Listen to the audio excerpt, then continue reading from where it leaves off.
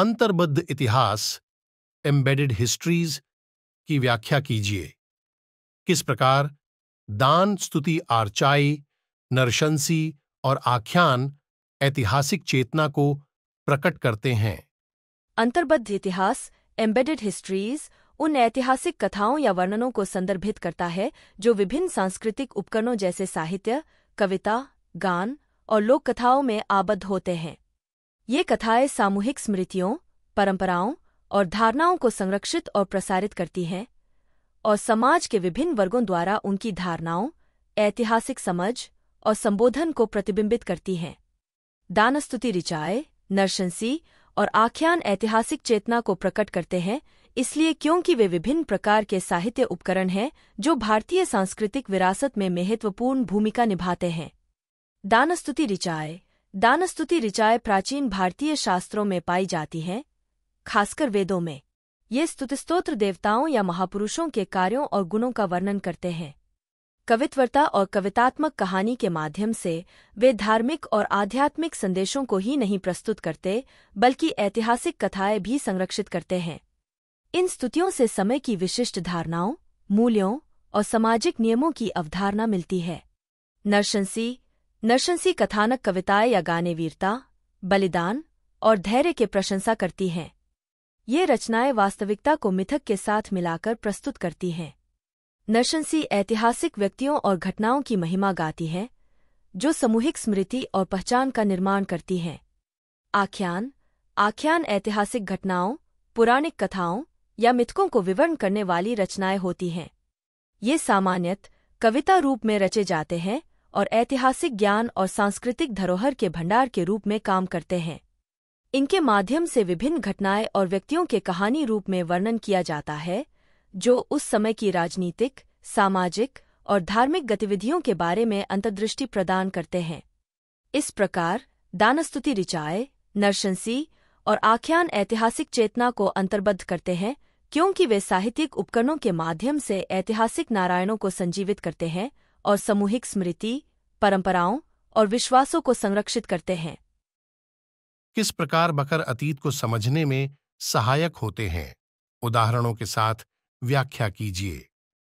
बखर मराठी भाषा में लिखे गए ऐतिहासिक वर्णमालाएं होती हैं, जो मुख्य रूप से भारत में मध्यकालीन और प्रारंभिक आधुनिक काल में लिखी गई थीं।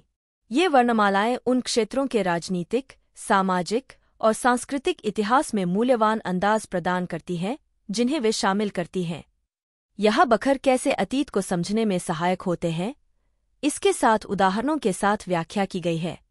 राजनीतिक इतिहास बखर राजनीतिक परिदृश्यों का विस्तृत विवरण प्रदान करते हैं, जिसमें राजघरानों के उत्थान और पतन, राज्यों के बीच संघर्ष और शासकों के कार्य शामिल होते हैं।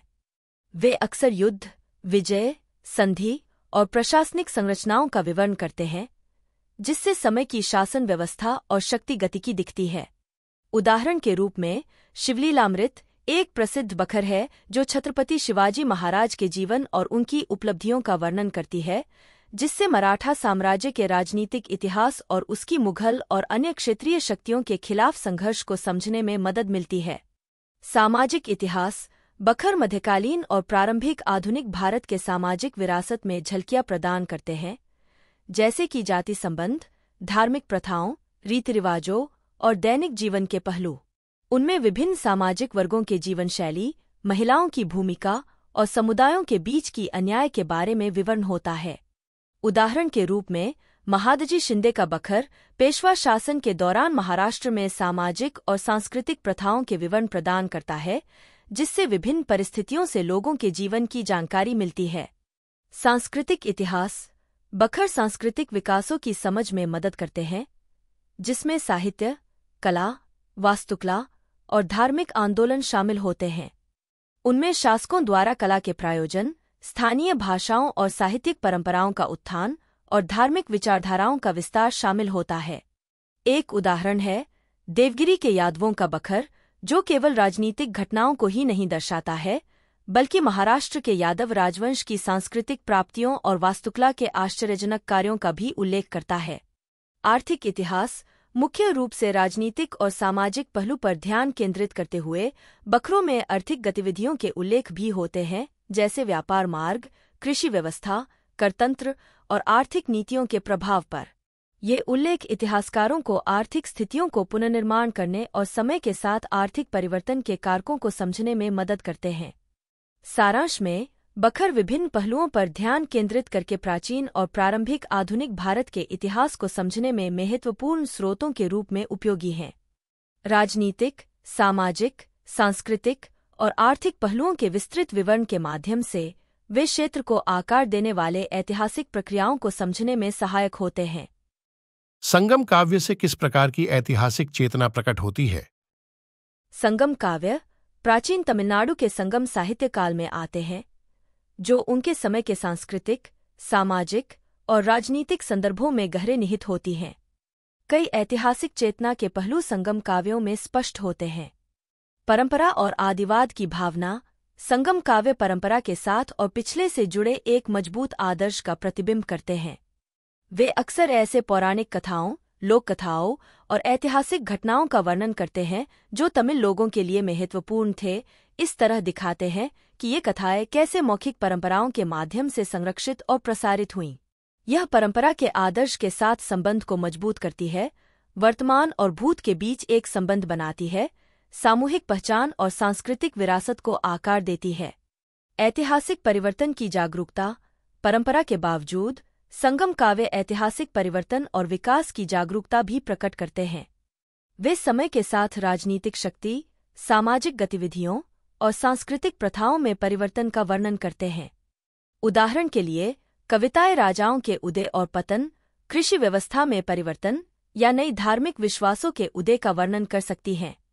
यह ऐतिहासिक परिवर्तन की जागरूकता एक समाज की गतिशील प्रकृति और सांस्कृतिक परिवर्तन की आवश्यकता की विवेकशील समझ का सुझाव देती है। वीरता और शौर्य का समर्थन संगम काव्य अक्सर वीर व्यक्तियों की सराहना करते हैं, जैसे राजा, योद्धा और कवि, जो साहस, मान और निष्ठा के आदर्शों को प्रतिनिधित करते हैं। ये चित्रण न केवल व्यक्तिगत उपलब्धियों की प्रशंसा करते हैं, बल्कि एक ऐतिहासिक कथा का निर्माण भी करते हैं जो तमिल लोगों की साहस और सहनशीलता को संघर्ष के सामने महत्वपूर्ण बनाती है।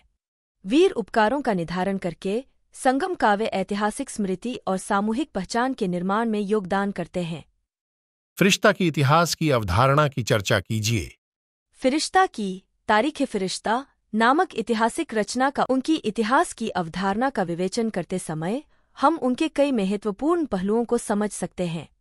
धार्मिक दृष्टिकोण फरिश्ता की इतिहास की अवधारणा उनके इस्लामी धर्म के गहरे प्रभाव से प्रभावित थी। उन्होंने ऐतिहासिक घटनाओं को एक परमपिता की योजना का हिस्सा माना, जिसमें अल्लाह मानव कार्यों के अंतिम न्यायक होते हैं। इस प्रकार उनका ऐतिहासिक वर्णन धार्मिक व्यक्तियों, इस्लामी विजयों और भारतीय उपमहाद्वीप में इस्लाम के प्रसार के संदर्भों को शामिल करता है। कालांतरिक ढांचा फरिश्ता की तारीख़ फरिश्ता एक कालांतरिक ढांचा का पालन करती है, जो उन्होंने विभिन्न राजवंशों और शासकों का इतिहास पुरातन समय से अपनी समय तक दक्खन क्षेत्र में प्रकट किया। उन्होंने राज्यों के उदय और पतन, युद्ध, विजय और राजनीतिक चालचलनों की खोजी की, इतिहास के विविध पहलुओं का एक संपूर्ण वर्णन प्रदान करने का प्रयास किया। राजनीतिक विश्लेषण फरिश्ता की इतिहास की अवधारणा में राजनीतिक विश्लेषण को शामिल किया गया है। उन्होंने राजाओं के कार्यों, उनकी नीतियों और उनके साम्राज्यों के भविष्य पर उनके प्रभाव पर विशेष ध्यान दिया। फरिश्ता का वर्णन अक्सर शक्तिशाली नेतृत्व और प्रभावी शासन के महत्व को जोर देता है, जो राज्यों की स्थिरता और समृद्धि को सुनिश्चित करने में महत्वपूर्ण है।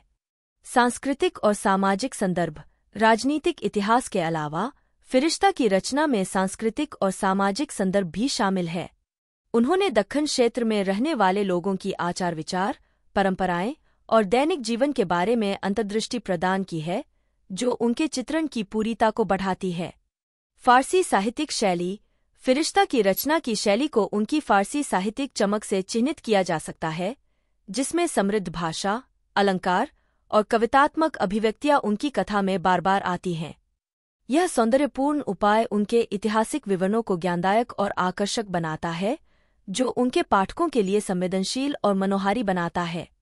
समग्रतः फरिश्ता की इतिहास की अवधारणा को धार्मिक विश्वास, राजनीतिक विश्लेषण और सांस्कृतिक संदर्भ के एक मिश्रण के रूप में देखा जा सकता है, जो समयसारिणी ढांचा के अंतर्गत स्थित है। उनका काम मध्यकालीन काल में भारतीय उपमहाद्वीप के इस्लामी इतिहास को समझने के लिए एक महत्वपूर्ण इतिहासी स्रोत के रूप में महत्वपूर्ण रूप से मूल्यांकित होता है। राष्ट्रवादी लेखन की प्रकृति पर एक टिप्पणी लिखिए। क्या आप इस मत से सहमत है कि राष्ट्रवादी इतिहास लेखन औपनिवेशिक इतिहास लेखन को चुनौती देने के संदर्भ में उभर कर आया?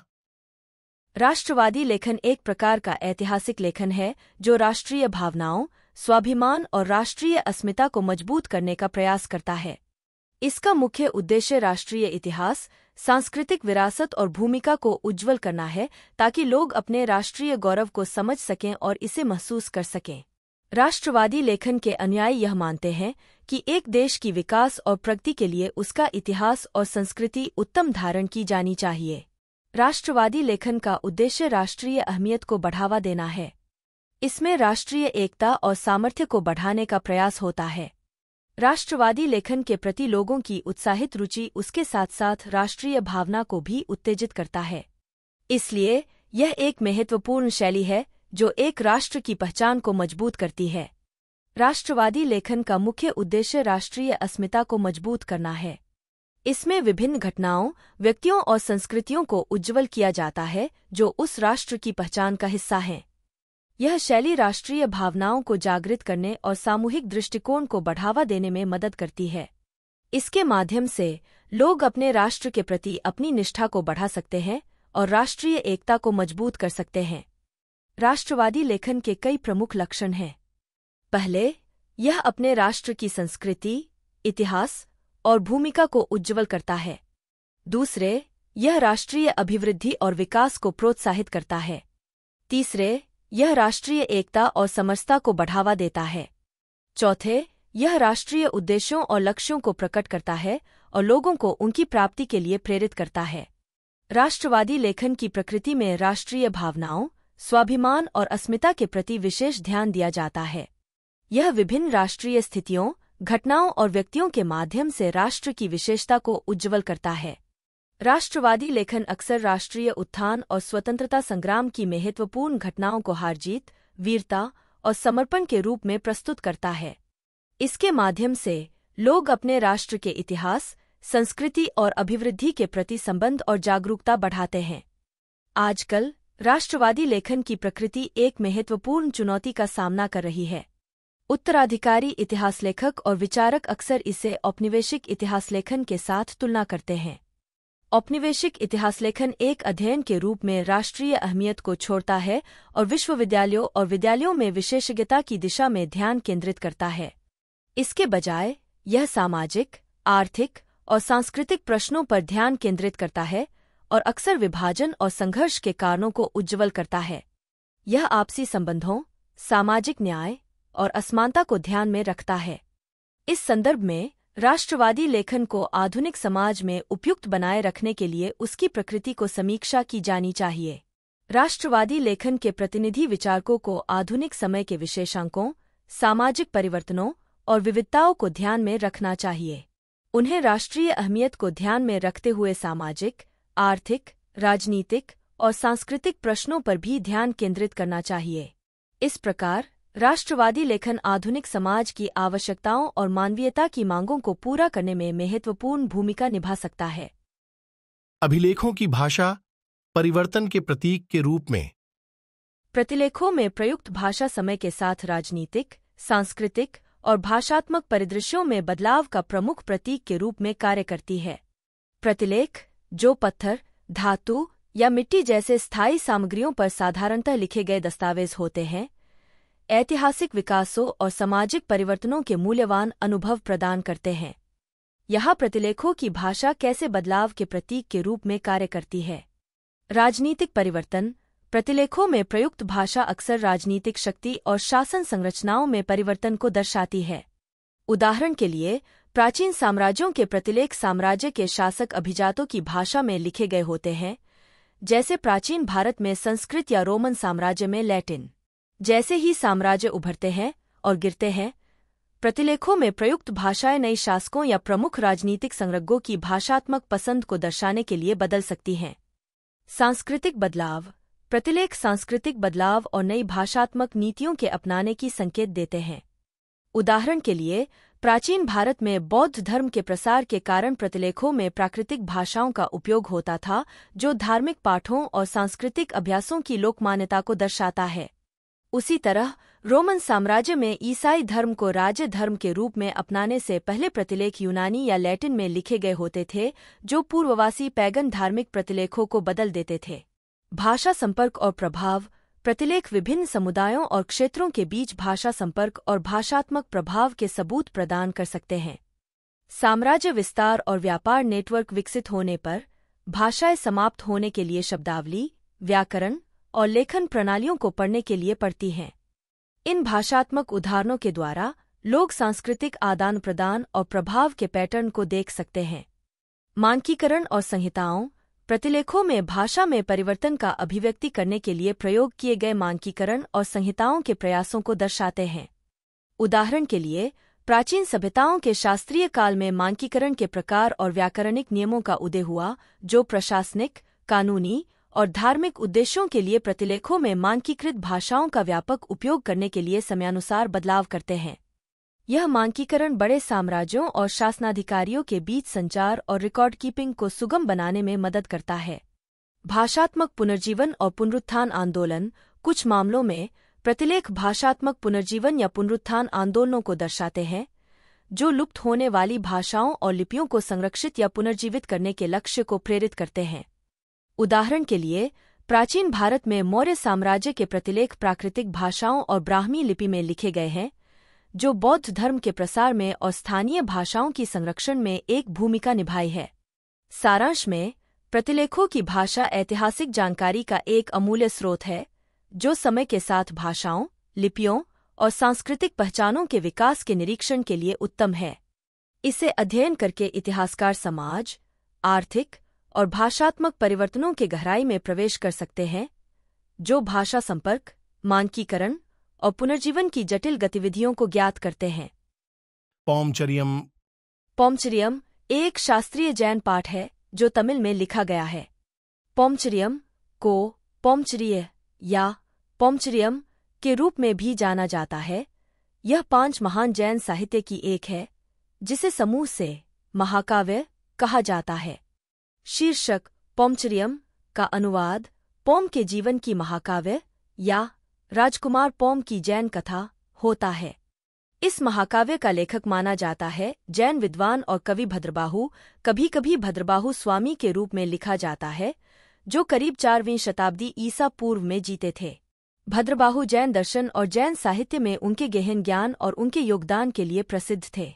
पौमचरियम राजकुमार पौम की जीवन कहानी का वर्णन करता है, जो जैन धर्म के 22वें तीर्थंकर नेमिनाथ के साथ जुड़ा है।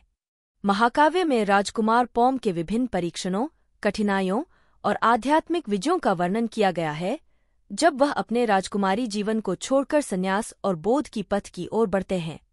पाठ कई अध्यायों या गाथाओं में विभाजित है, जो प्रत्येक में राजकुमार पौम के जीवन के विभिन्न पलों का वर्णन करते हैं। इन पलों में विश्ववासियों के साथ उनकी मुलाकातें, सामग्री, धन और इच्छाओं से विरागता, उनके आध्यात्मिक शिक्षाओं और अंत में प्राप्ति किया गया प्रकाश और मोक्ष शामिल हैं। पौमचरियम अपनी गीतमय प्रोज और जीवंत कथा सुनाने के लिए प्रसिद्ध है, साथ ही जैन धर्म के सिद्धांतों जैसे कर्म, अहिंसा और आध्यात्मिक मोक्ष के पथ पर दर्शनीयता के लिए भी। यह तमिल साहित्य में एक साहित्यिक अद्वितीय रचना मानी जाती है और शताब्दियों से जैनों द्वारा एक पवित्र पाठ के रूप में पूजा की जाती है, जो नैतिक और आध्यात्मिक विकास को प्रेरित करता है। धार्मिक महत्व के अतिरिक्त पौमचरियम का ऐतिहासिक महत्व भी है, क्योंकि इससे पाए जाने वाले मूल्यवान अनुभव दक्षिण भारत में प्राचीन जैन धार्मिक विश्वासों, प्रथाओं और सामाजिक रीतिरिवाजों का अध्ययन करते समय महत्वपूर्ण हैं। अबुल फजल की इतिहास संबंधी अवधारणा। अबुल फजल मुगल साम्राज्य के शासक अकबर के राजकीय और व्यक्तिगत आदर्शों को प्रस्तुत करते एक प्रमुख पारसी इतिहासकार और दरबारी थे। उनका विशालकारी कार्य, अकबरनामा, अकबर का पुस्तक और उसका उपसंग्रह आईने अकबरी, अकबर की संस्थान से वे प्रसिद्ध हैं। अबुल फजल ने अपनी रचनाओं के माध्यम से एक अद्वितीय और व्यापक इतिहास की धारणा प्रस्तुत की जो उनके बौद्धिक और सांस्कृतिक वातावरण से गहराई से प्रभावित थी। अबुल फजल की इतिहास की धारणा के कई मुख्य पहलुओं को पहचाना जा सकता है। प्रमाणात्मक और तार्किक दृष्टिकोण। अबुल फजल ने इतिहास लेखन के लिए एक प्रमाणात्मक और तार्किक दृष्टिकोण का समर्थन किया। उन्होंने सीधे अवलोकन, साक्षात्कार और प्रामाणिक स्रोतों का परिचय देकर सही जानकारी को एकत्र करने के महत्व को जोर दिया। अकबरनामा और आईने अकबरी में उनके इतिहास के विवरण संवेदनशीलता और वस्तुनिष्ठता के प्रति एक समर्पण का प्रतिबिंबित होता है। राजनीतिक और नैतिक उद्देश्य। अबुल फजल को लगता था कि इतिहास को राजनीतिक और नैतिक उद्देश्य की सेवा करनी चाहिए। उन्होंने इतिहास लेखन को न्यायमूलक शासन, श्रेष्ठ प्रशासन और नैतिक आचरण के सिद्धांतों के बारे में शासकों और अधिकारियों को शिक्षित करने का एक साधन माना। सम्मिलित सोच और धार्मिक सहिष्णुता। अबुल फजल की इतिहास की धारणा में धार्मिक विविधता और सहिष्णुता का समर्थन किया गया था। सांस्कृतिक संगठन और विश्व सामर्थ्य। अबुल फजल की इतिहास की धारणा मुगल साम्राज्य की सांस्कृतिक संधारण और विश्व सामर्थ्य को प्रतिबिंबित करती है। वह साम्राज्य में भाषाओं, रीतियों और परंपराओं की समृद्धता की प्रशंसा करते हैं और सांस्कृतिक आदान प्रदान और आपसी संवाद के महत्व को जोर देते हैं। अबुल फजल की इतिहास की धारणा को उनके बौद्धिक और सांस्कृतिक प्रभावों के साथ साथ मुगल साम्राज्य के राजनीतिक, सांस्कृतिक और धार्मिक गतिविधियों के सांगी से आकार दिया गया था। उनकी रचनाएं न केवल सम्राट अकबर के शासन के बारे में मूल्यवान जानकारी प्रदान करती हैं, बल्कि इतिहास को दुनिया को समझने और आकार देने का एक आकर्षक दृष्टिकोण भी प्रदान करती हैं। श्रम इतिहास। श्रम इतिहास वहाँ के कामकाजी लोगों के अनुभवों, संघर्षों और योगदानों का अध्ययन करते हैं जो समाजों में होते हैं। इतिहास की इस शाखा में श्रम की सामाजिक, आर्थिक, राजनीतिक और सांस्कृतिक आयामों का अध्ययन किया जाता है, जिसमें कामकाजी लोगों के जीवन, उनके संगठन और उनके नियोक्ताओं, सरकारों और विशाल समाज के साथ के संवाद को समझने पर ध्यान केंद्रित होता है। कई मुख्य थीम्स और पहुंच श्रम इतिहास के अध्ययन की विशेषताएं हैं। काम की स्थितियां और शोषण। श्रम इतिहास में विभिन्न समयों में कामकाजी लोगों द्वारा की जाने वाली काम की स्थितियों की जांच करते हैं, जैसे वेतन, घंटे, सुरक्षा और स्वास्थ्य से संबंधित मुद्दे। इसमें शोषण, असमानता और न्यायाधिकारिता के उदाहरणों को हाईलाइट किया जाता है, जिससे कामकाजी लोगों की जीवन और काम की स्थितियों को सुधारने के लिए उनकी संघर्षों पर प्रकाश डाला जाता है। श्रम आंदोलन और संगठन। श्रम इतिहास के अंतर्गत श्रम आंदोलनों, ट्रेड यूनियनों और अन्य कामकाजी संगठनों का गठन और विकास जांचते हैं। वे कामकाजी लोगों द्वारा उनके अधिकारों की आवाज उठाने, नियोक्ताओं के साथ समझौते करने और उच्च वेतन, बेहतर काम की स्थितियां और सामाजिक सुधारों जैसे सामूहिक लक्ष्य हासिल करने के लिए कामकाजी लोगों द्वारा अपनाए गए रणनीतियों, तकनीकों और विचारशीलताओं का विश्लेषण करते हैं।